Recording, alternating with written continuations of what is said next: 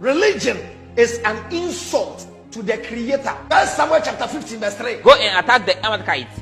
Go and attack the Amalekites. And completely destroy everything they have. And completely destroy everything they have. Don't leave a thing. Don't leave a thing. Kill all the men. Kill all the men. Women. Children. And babies. So this God was okay with the killing of the innocent baby. This your God agrees killing people is all right. Yeah. What kind of useless God is this? I don't need this God. Our ancestors never knew a foolish God like this. A God who cannot kill Satan, but is happy killing sinners. Has a problem. If your God in religion, in Christianity, in Islam is powerful, this your God should go and kill Satan. This your God lacks common sense and critical thinking.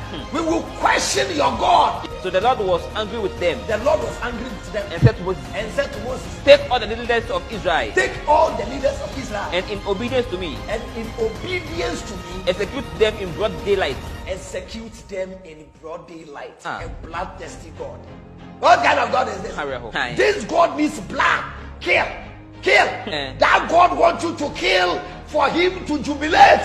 The God of the Bible is more violent than the God in the Quran. I am telling you today, the Bible is more violent than the Quran. Just in a day, this God killed 24,000 people.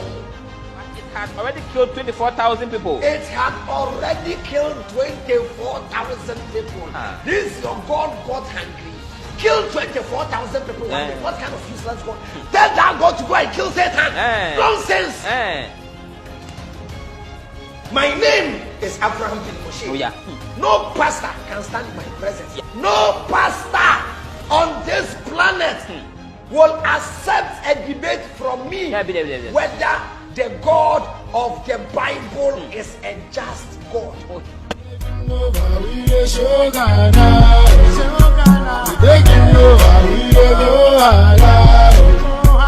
Taking over, we